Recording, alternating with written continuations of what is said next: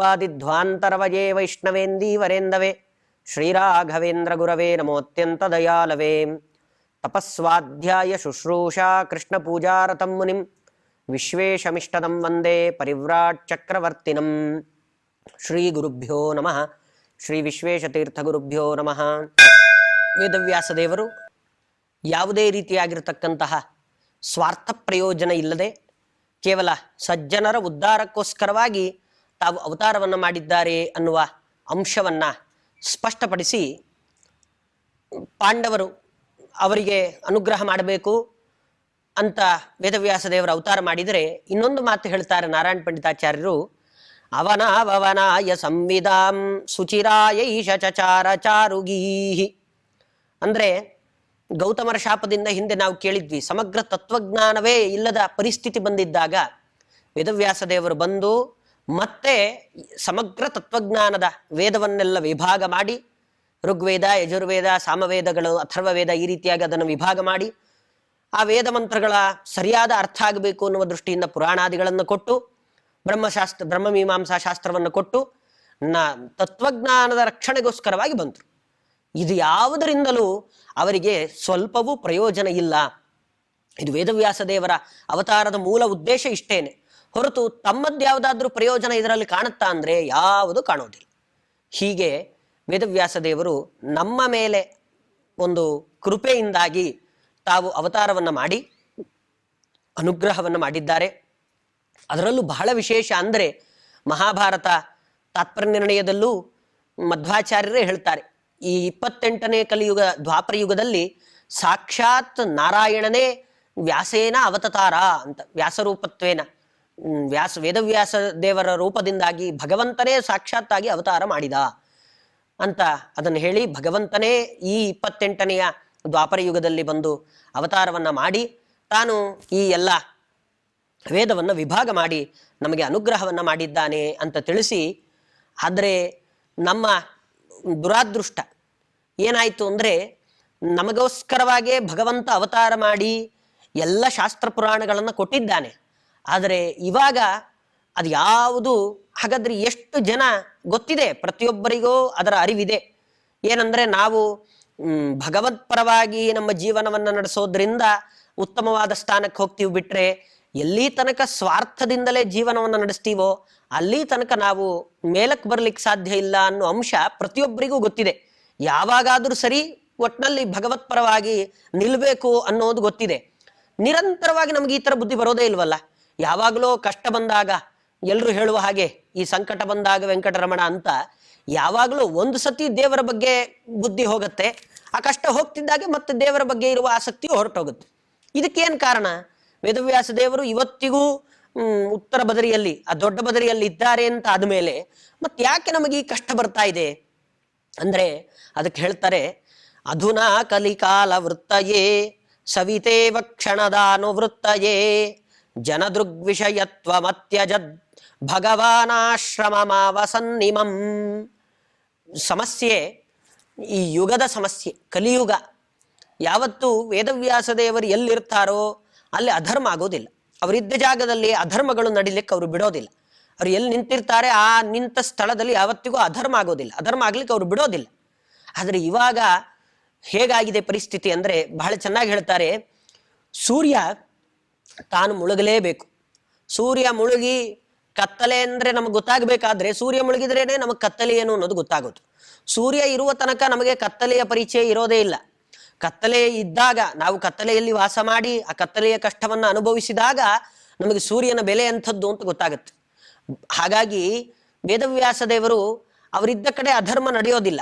ಆದರೆ ಇವಾಗ ಕಲಿಯ ಕಾಲ ಇದಾದ್ರಿಂದ ಕಲಿಯದ್ದೇ ಪ್ರಭಾವ ನಡಿಬೇಕು, ಅಧರ್ಮ ನಡಿಲೇಬೇಕು. ಅದು ನಡೆದು ಅದರದ್ದು ಒಂದು ಕಾಲ ಅಂತ ಹೋಗಬೇಕು.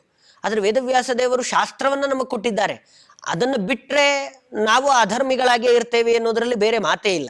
ನಾವು ಅಧರ್ಮದಿಂದಲೇ ನಮ್ಮ ಜೀವನ ನಡೆಸಲೇಬೇಕಾಗತ್ತೆ. ಯಾಕಂದ್ರೆ ಕಲಿಯ ಪ್ರಭಾವ.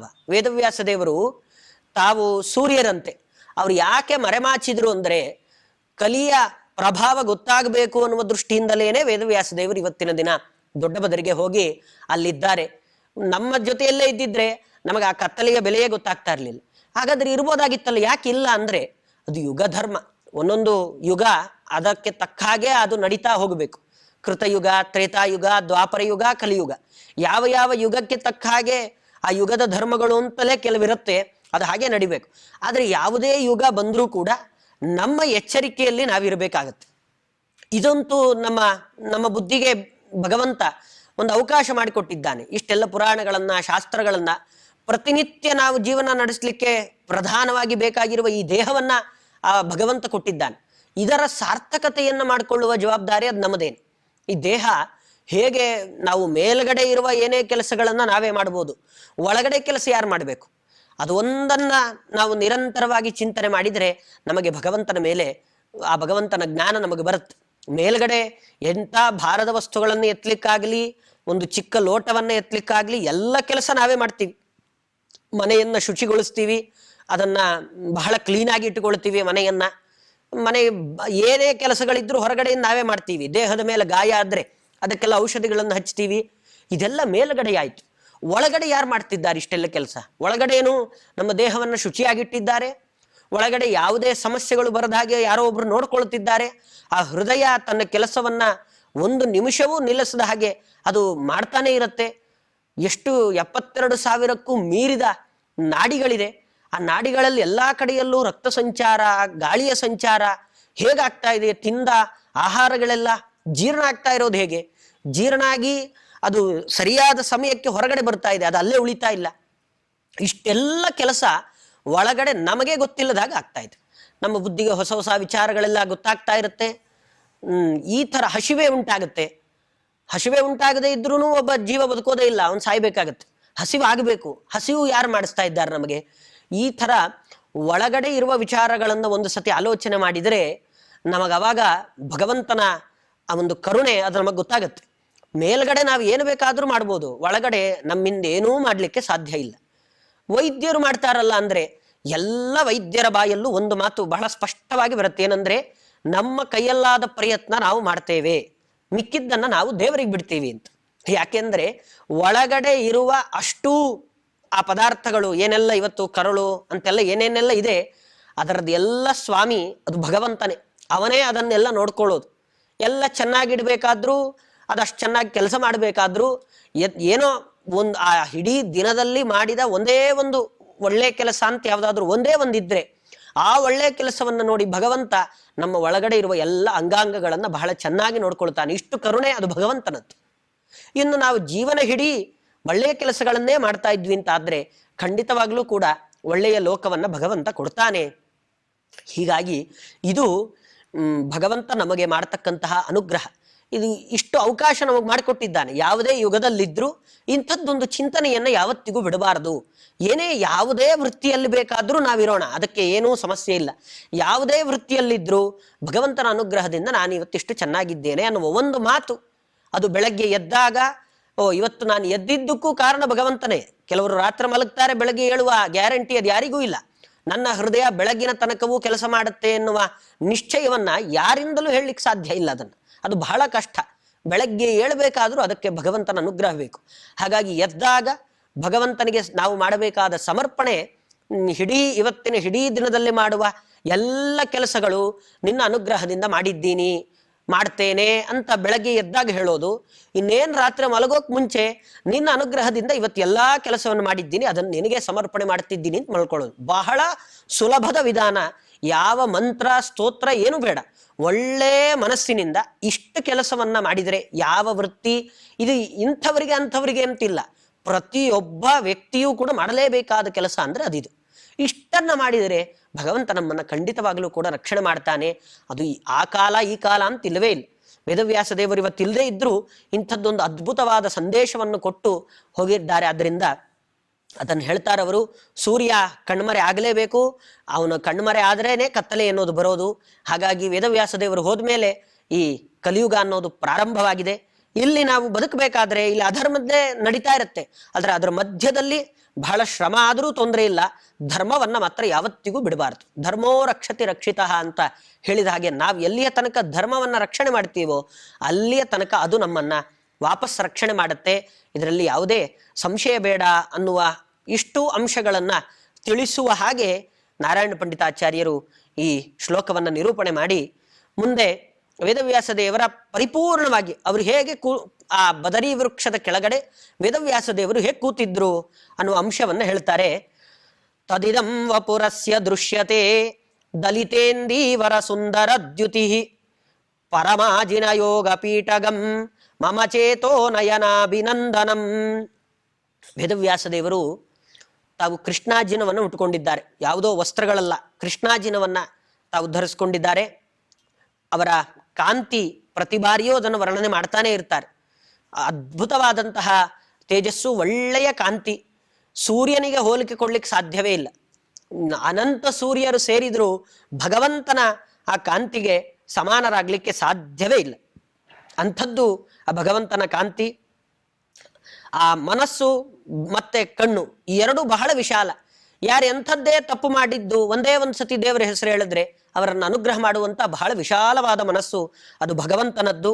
ಇಂತಹ ವೇದವ್ಯಾಸ ದೇವರ ಅದ್ಭುತವಾದಂತಹ ಹೊಳೆಯುವ ಆ ಸಮಗ್ರವಾದ ಶರೀರವನ್ನ ಮಧ್ವಾಚಾರ್ಯರು ನೋಡ್ತಾರೆ.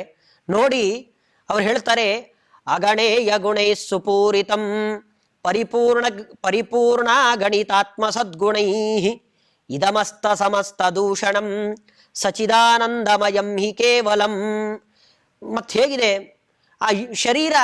ನಮ್ಮಂಥ ಶರೀರವ? ಹಾಗಾದ್ರೆ ಭಗವಂತನ ಶರೀರ ಅಂದ್ರೆ ನಮಗೂ ಕೈ ಕಾಲು ಎಲ್ಲ ಇದೆಯಲ್ಲ, ಹಾಗೆ ಭಗವಂತನಿಗೂ ಕೂಡ ಕೈ ಕಾಲು ಇವೆಲ್ಲ ಅಂದ್ರೆ ಎಲ್ಲ ಕೈ ಕಾಲುಗಳೆಲ್ಲ ಇದ್ರೂ ಅದೆಲ್ಲ ಮಾಂಸದಿಂದಾಗಿ, ಮೂಳೆಗಳಿಂದಾಗಿ, ರಕ್ತ ಮಾಂಸಗಳಿಂದ ತುಂಬಿದ ದೇಹ ಅದು ಭಗವಂತನದ್ದಲ್ಲ. ಪರಿಪೂರ್ಣವಾದ ಜ್ಞಾನಾನಂದ ಶರೀರ. ಅದು ನಮ್ಮಿಂದ ಚಿಂತನೆ ಮಾಡೋದು ಸ್ವಲ್ಪ ಕಷ್ಟ ಆಗ್ಬೋದು, ಯಾಕೆಂದ್ರೆ ಬೇರೆ ಯಾರನ್ನೂ ಆ ಥರ ನೋಡೇ ಇಲ್ವಲ್ಲ ನಾವು. ಹಾಗಾಗಿ ಅದು ಹೇಗಪ್ಪ ಆ ಥರ ಇರ್ಲಿಕ್ಕೆ ಸಾಧ್ಯ ಅಂತ ಅನ್ಸತ್ತೆ.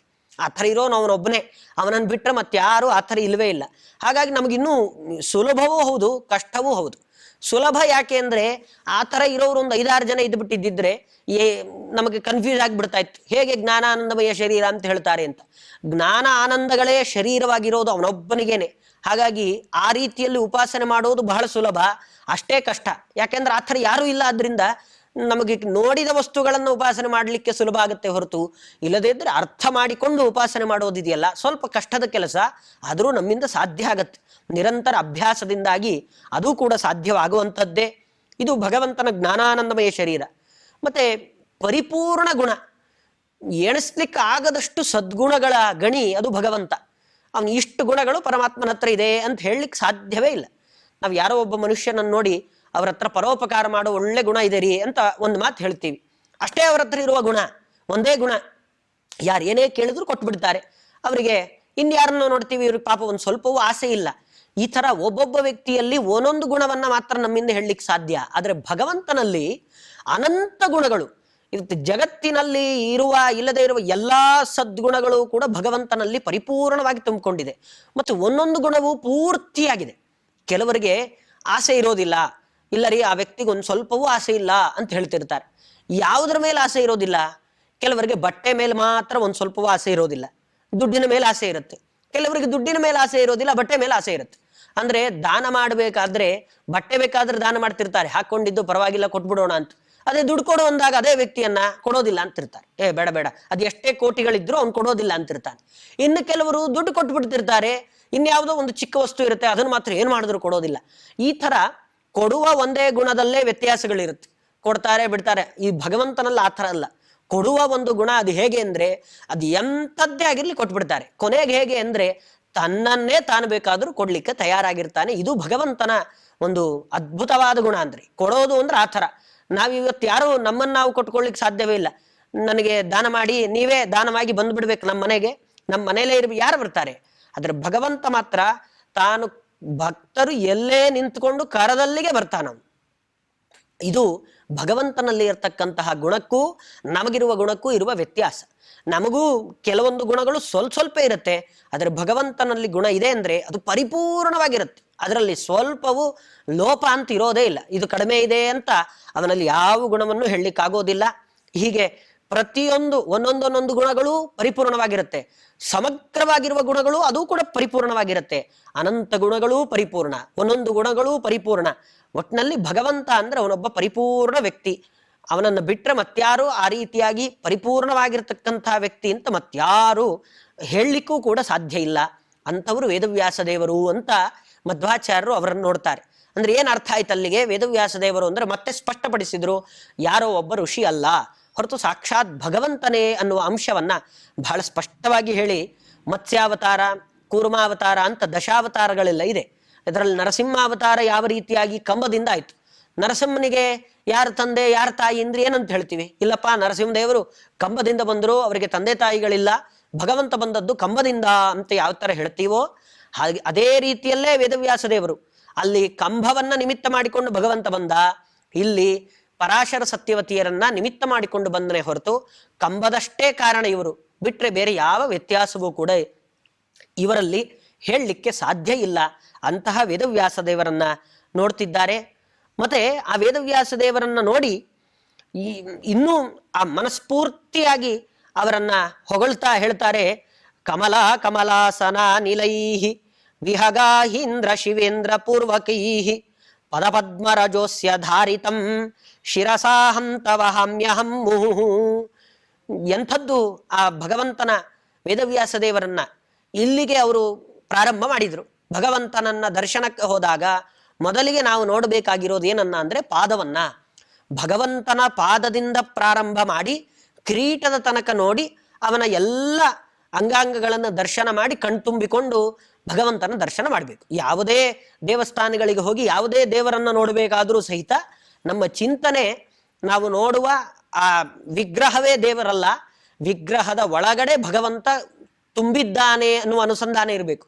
ಕೆಲವರು ಹೋಗಿ ಆ ಕರಿಯ ಶಿಲೆಯನ್ನು ನೋಡಿ ಆ ಶಿಲೆಯನ್ನೇ ದೇವರು ಅನ್ಕೊಂಡು ವಾಪಸ್ ಬರ್ತಿರ್ತಾರೆ.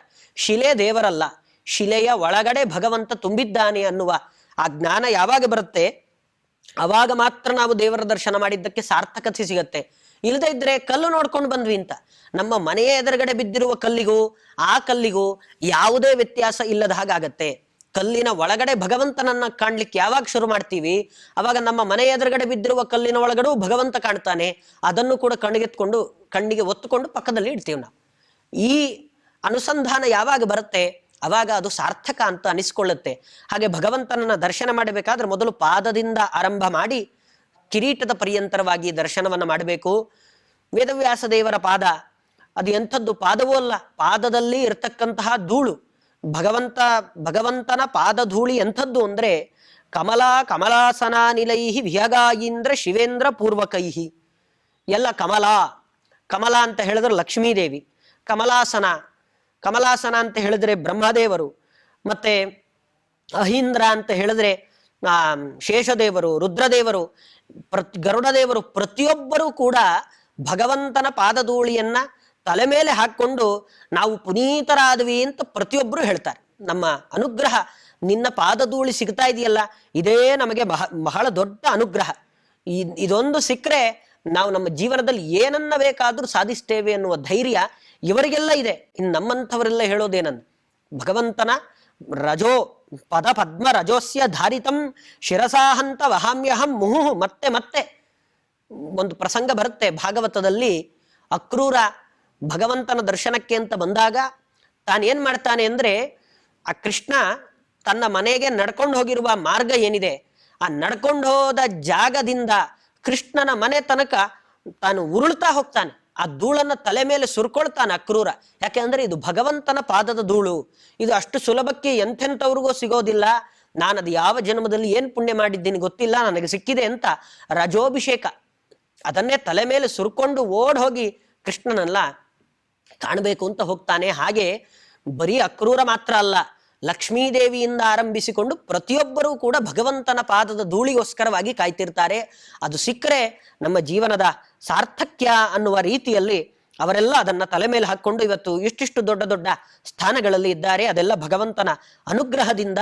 ಅಂತಹ ಪಾದದ ಧೂಳು, ಇನ್ನು ಪಾದದ ವರ್ಣನೆಯನ್ನು ಮಾಡಿಲ್ಲ, ಪಾದದ ಧೂಳೆ ಅದಕ್ಕೇನೆ ಅಷ್ಟೆಲ್ಲ ಭಗವಂತ ಶಕ್ತಿಯನ್ನ, ಅಷ್ಟು ಶಕ್ತಿ ಯುತವಾಗಿರತಕ್ಕಂಥದ್ದು ಆ ಭಗವಂತನ ಪಾದದ ಧೂಳಿ. ಹಾಗಾಗಿ ಏನ್ ಗೊತ್ತಾಗುತ್ತೆ ಅಂದ್ರೆ ಇವತ್ತು ಪುರುಷೋತ್ತಮ ಅಂತ ಭಗವಂತ ಅತ್ಯಂತ ಶ್ರೇಷ್ಠ ವ್ಯಕ್ತಿ. ಇವತ್ತು ಬೇರೆ ಯಾರು ಭಗವಂತನಷ್ಟು ಶ್ರೇಷ್ಠ ವ್ಯಕ್ತಿ ಮತ್ತೊಬ್ಬರು ಇಲ್ಲ ಅನ್ನೋದನ್ನ ಸ್ಪಷ್ಟಪಡಿಸ್ತಾ ಮುಂದೆ ಭಗವಂತನ ಪಾದ ಹೇಗಿದೆ, ನಿಮ್ಮ ಹಾಗೆ ಭಗವಂತನ ಪಾದ ಇದ್ದಿದ್ರೆ ಭಗವಂತನ ಪಾದ ಹೇಗಿದೆ ಅಂತ ಚಿಂತನೆ ಮಾಡಬೇಕಾಗಿರಲಿಲ್ಲ. ಕಾಲು ಹೇಗಿದೆ ನಮ್ಮ ಕಾಲು ನೋಡ್ಕೊಂಡ್ರೆ ಸಾಕು ಅಂತ ಅಂದು ಬಿಡ್ತಾ ಇದ್ರು. ಅದ್ರ ಪ್ರತ್ಯೇಕವಾಗಿ ಭಗವಂತನ ಕಾಲನ್ನ ವರ್ಣನೆ ಮಾಡಿದ್ದಾರೆ ಅಂದ್ರೆ ಅದರಲ್ಲಿ ಏನೋ ಒಂದು ವಿಶೇಷ ಇದೆ. ಏನು ಭಗವಂತನ ಪಾದದಲ್ಲಿ ನಮ್ಮ ಪಾದದಲ್ಲಿ ಇರುವ ವಿಶೇಷ ಏನು ಅನ್ನೋದನ್ನ ನಾಳೆಯ ದಿನ ನೋಡೋಣ ಅಂತ ಹೇಳ್ತಾ ನನ್ನ ಮಾತನ್ನು ಮುಗಿಸ್ತೇನೆ. ಶ್ರೀಕೃಷ್ಣಾರ್ಪಣಮಸ್ತು.